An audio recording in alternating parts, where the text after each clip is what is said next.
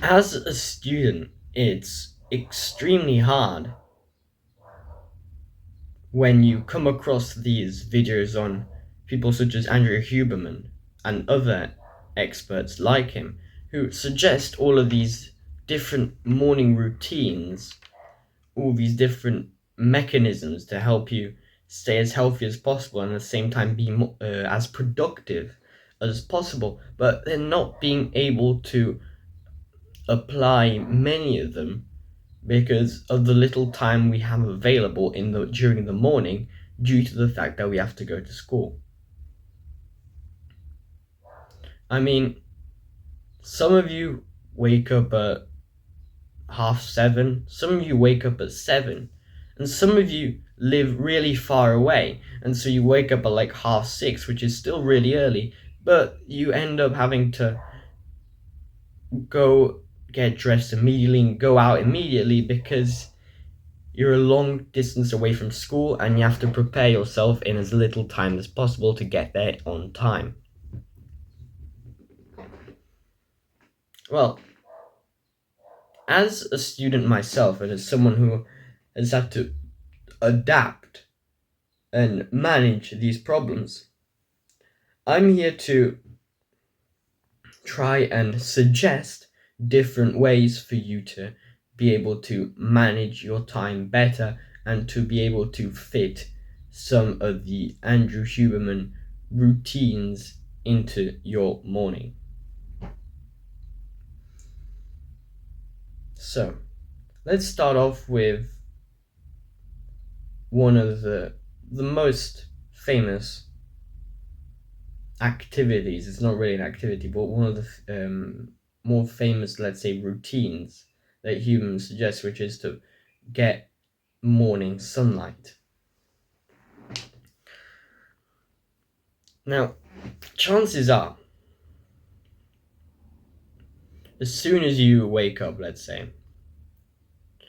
I'll try and predict, let's say, your morning routine. You wake up, you probably go and get dressed, and then you go down to have breakfast, and then by the time you've finished, you already have to leave and go to school.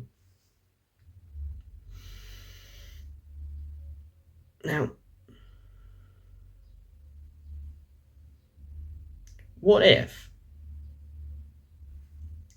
just in between any of like the two activities, or even just as soon as you wake up, you just open the window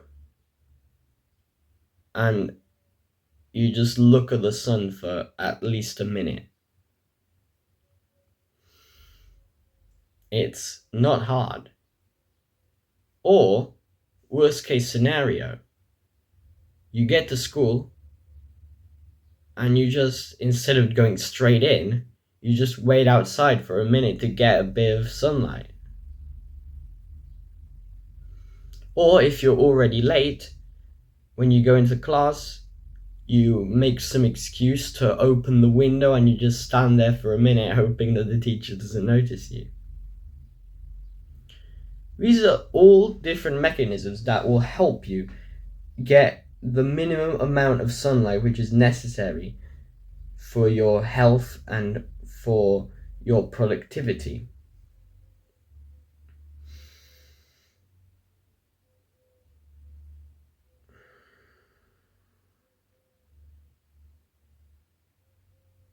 Now, before we move into any of the other activities, let's first talk about something which is really important if you want to try and fit in all of these activities into your morning routine. Because maybe, getting exposure to sunlight is quite like easy. It doesn't take too much time. It takes like 1 minute. But if you're gonna fit like all of these activities in, it will take you like at least 20 minutes.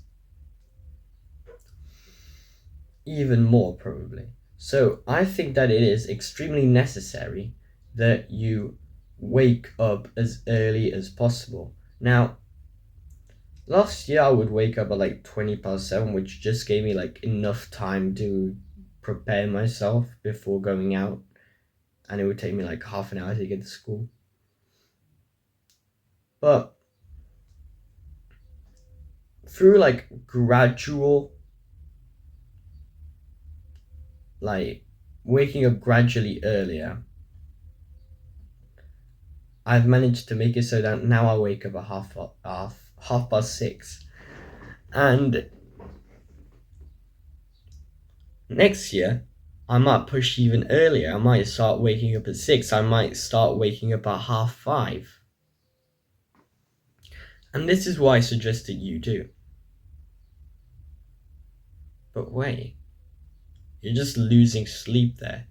Sleep's important. Why are you sacrificing sleep just so you can fit in all these activities and go to school? You just you just go to bed earlier. I know you go to bed like 11:30, midnight. Some of you even 1 o'clock, but if you go to bed at 1 o'clock, yeah, you're a bit of an idiot. But I know a lot of you go to bed like 11:30, 12, or 11, and try and make that earlier. I know it's uncool. It definitely sounded too uncool when I first heard it, but believe me, it will make a difference. It will make a huge difference. Because instead of spending the time in your day to like scroll on your phone at night before going to bed or watching some series on Netflix, you're spending on actually healthy activities such as the ones that we're going to talk about later on. So trust me, the best thing to do is to wake up early. I can't force you to do anything. I'm not going to, but you've clicked on this video for a reason. And so if you just want to ignore me, go ahead. Click off this video. Let's talk about some of the other activities that make up Huberman's morning routine, starting off with hydration. This is another one which you can fit in even if you don't necessarily wake up earlier, because it's really easy to just grab a glass and put water in it. It will take you like 1 minute. Or, to be even more convenient, and this is what I would do, is to just get a glass the night before. You get a glass, you just fill it with water, you put it by your table, then when you wake up, you just already have it there, and it will take you like 5 seconds to drink it, or 10 seconds, depending on how big the glass is. But it's also very important to maybe even vary it, not just make it just like simple water. Like, for example, I remember Huberman speaking about like having water with having like salt water, because it's like it has electrolytes which help the brain. And so if you want to try that out, go ahead. I even sometimes use magnesium, but it would make it so that you have to like go and buy magnesium. So if you just want to make it simple, just use normal still water or just salt water. Moving on to meditation. And meditation is one of those activities which will take you more time.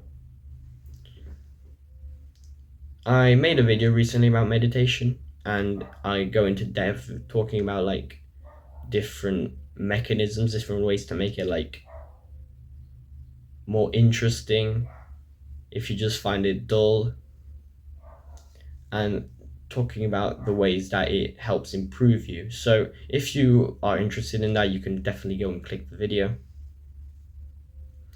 But let's just say that for meditation, it will be quite hard trying to fit it in if you don't wake up earlier. So again, I repeat, try and do that if you actually want to fit in all these activities. Otherwise, you just won't be able to, unless you live really close to like the school, so you can wake up later and you still have plenty of time. Then lucky you.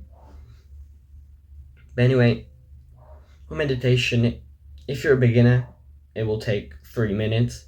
But the more you go on, the more you progressively overload, the more time it's going to take. So it will go to up to like 5 minutes, 10 minutes, which is like usually the average, or you can even go up to 20 minutes, considering how dedicated you are to like properly meditate. I know some people who've gone like for 1 hour, but I've never tried it myself. My maximum I think was like 45 minutes, but it wasn't even all at once. It was like 45 minutes in total in one day. So besides that, you have meditation, and this will take quite some time of your morning. So again, it's better if you wake up earlier. Moving on to stretching. Now, this is something that I lack on a lot, just because I usually don't really stretch that often. And when I stretch, I usually stretch, let's say, around 5 minutes, when really a lot of people tell me it should be around 15 minutes. So that's definitely something I still have to improve on, but it's something that you can also start doing so that maybe we can improve together and we can find the best ways to make it more efficient and to fit it in your morning. So again, it's really important that you wake up early if you are actually going to do 15 minutes of stretching in the morning. But otherwise, if you really can't find the time, I believe that it's also as good if you just do it before a gym workout and after a gym workout for 15 minutes each. Then again, it's really important to do stretching. Don't take this for granted.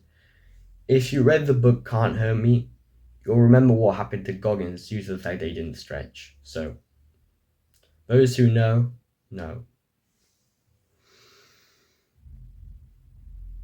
Then we have breakfast. Now, it's a topic which I usually don't go into much depth. The one time I kind of went into depth for it is when I talked about the carnivore diet with Hamza. The fact is that having carbohydrates in the morning will give you that sensation of what is so-called the brain fog, where you can concentrate less and you feel less focus. While if you just have protein,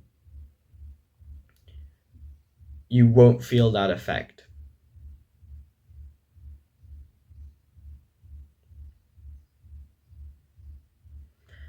Now, a lot of people, due to the fact that they don't have much time, they don't have breakfast, they can't fit it in their morning routine. And the solution to this is simple. You just buy something or you just take something. It'll take you like 5 seconds to grab something from your fridge. And then you just take it to school and eat it at school. Because at the end of the day, that still counts as breakfast. Now, breakfast is good as long as it is, first of all, healthy. So, like, the entire thing about breakfast being a scam isn't because, like, you shouldn't have breakfast. It's because this entire idea of, like, having cereal, having, like, all that, like, garbage, yeah, that, like, sugary stuff that you have, like, yeah, all over the world. Yeah, that is a fucking scam, because you definitely don't need to eat fucking cereal in the morning. And I don't know what this obsession is with, like, having cereal in the morning because it gives you energy. When there's, like, stuff which is a lot healthier, that probably gives more energy than that garbage. So yeah, cereal is a scam, and yeah, I don't get why people eat cereal, and most of all, why it's so taboo to eat cereal when it's not the morning. I don't know. Someone please explain that garbage. But anyway, I also used to eat cereal, so I'm criticizing my former self as well. But yeah, it's a scam. So I suggest mostly like protein based stuff. So I just eat eggs really, and maybe a glass of milk. So that's like purely fat and protein. And maybe if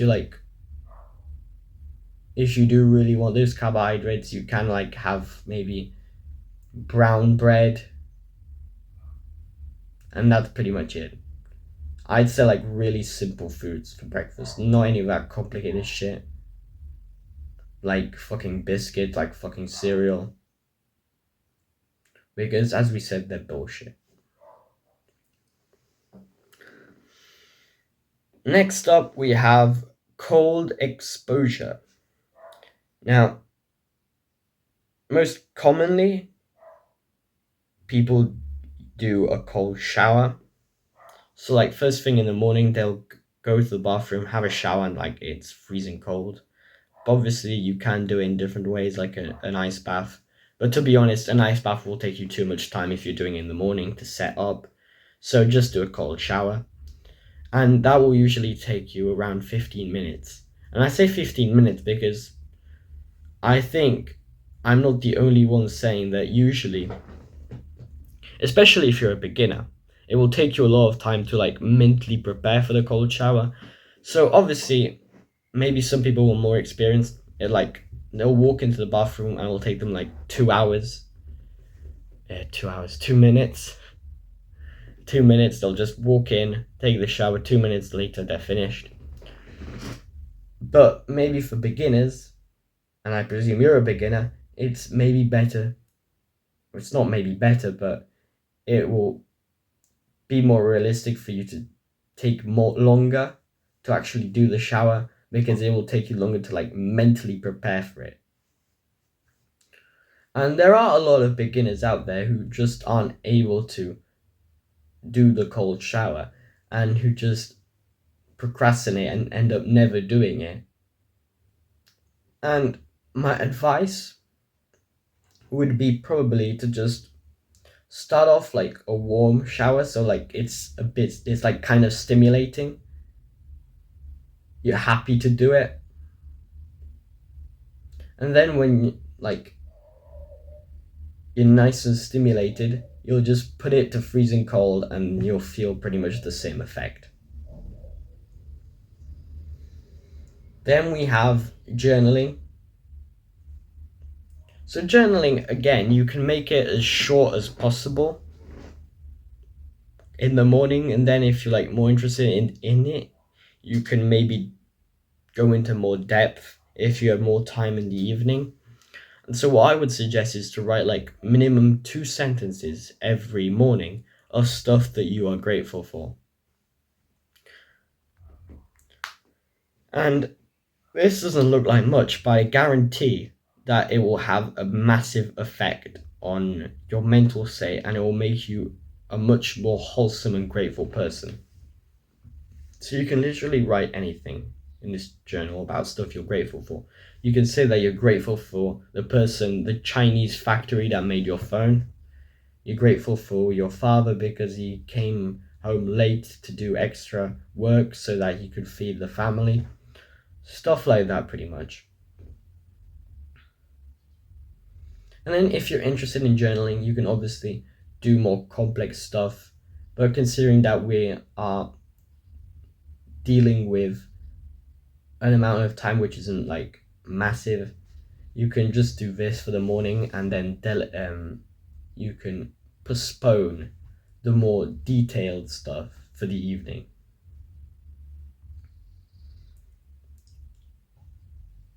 So a couple of activities that Huberman puts as like part of the morning routine I would say that it's completely fine to do them in the evening. And the ones I'm talking about are to exercise and to set and review goals. Starting off with exercising, I usually prefer exercising in the morning, to be fair, but I never exercise in the morning when I got school. So it's currently summertime here in Italy, so no school. And I'm exercising every morning, and from half 11, or at least at half 11, I'll like start preparing myself. I usually start around like midday, and I'll finish at about 1. While usually school days, I'll start at like 6 and end up finishing at 7. So that's pretty simple, and I suggest that honestly, seeing as it will take you 1 hour to exercise, it's probably better to do it in the evening if you do have school. So that is my advice for that. Then we have set and reviewing goals, which I believe is still pretty effective to do it in the evening. Also because it will help you like plan your day and mentally prepare for the next day. So what I usually do, I have like a calendar, and every day I'll just write the different activities that I'll do in that day. And if you want, you can also use like post-it notes, stick them to the wall, and that is also really useful to do. So you find your own method for that and see what works best for you.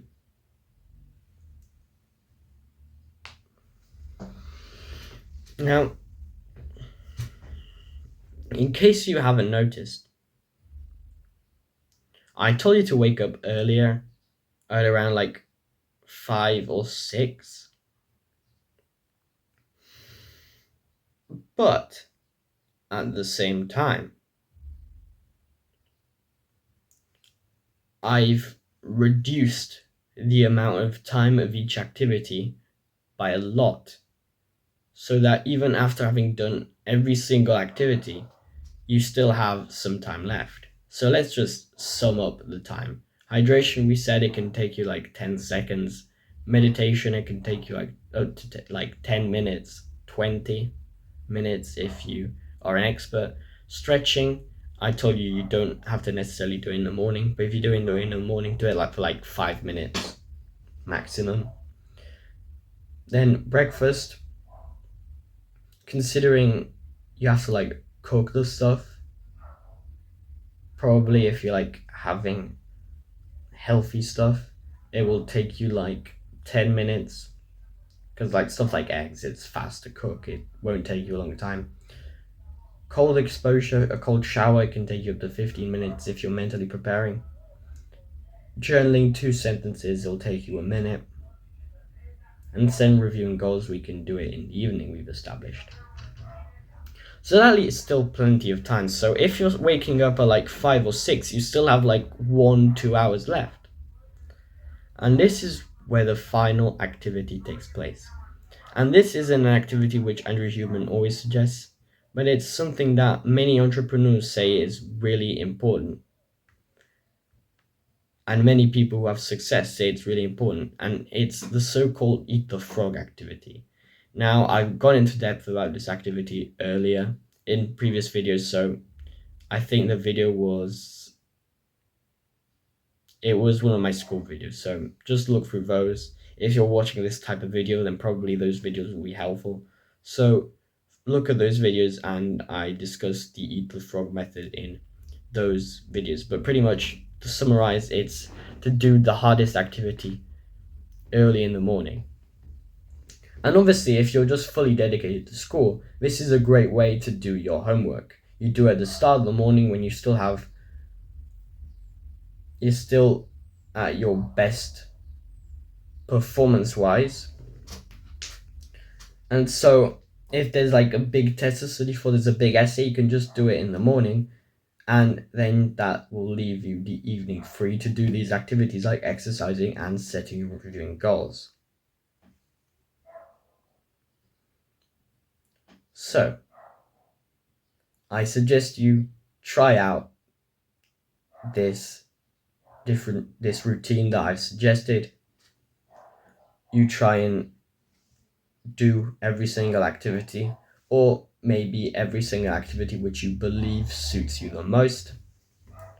You try and do this eat the frog, which again, if you want to learn about it in more detail, I suggest you watch my other school videos. And yeah, you can write in the comments what your experience has been and if it's working. Now, I'm also currently creating a course which goes into more detail for every single, let's say, subject regarding school. So if you're interested, you can do a submission. It's completely free. You just have to click the link in the description and you're pretty much pre-ordering it, and it's completely free. And it won't always be completely free, so I suggest you do it as fast as possible. So yeah, you'll fill in this form and it will pretty much tell you, it will ask you what your problems are and if there's anything particular you want to actually see in the course, so we can actually make it together in that sense. You'll have a say in what will be in the course, and I believe that's really cool. So yeah, I hope you enjoyed and keep a strong mind and stay like a lion.